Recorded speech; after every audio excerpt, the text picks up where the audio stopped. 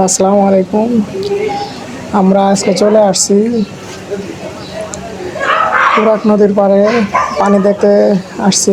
আমাদের দেশে পানি একদম ঘরে ঘরে উঠে গেছে, তাই আজকে চলে আসলাম পানি দেখতে।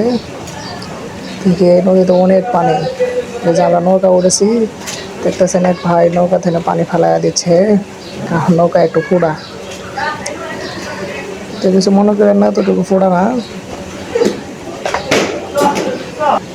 ভাই পানি ফেলাইয়া দিতে দিতে ক্লান্ত হয়ে গেছে, কারণ আমরা অনেকক্ষণ ধরে নৌকা দিয়ে চলতেছি। তো অনেক ভালো লাগতেছে, আকাশে মেঘাচ্ছন্ন আকাশ। আপনারাও সময় পেলে এরকম ঘুরে বেড়াবেন, মজা করবেন।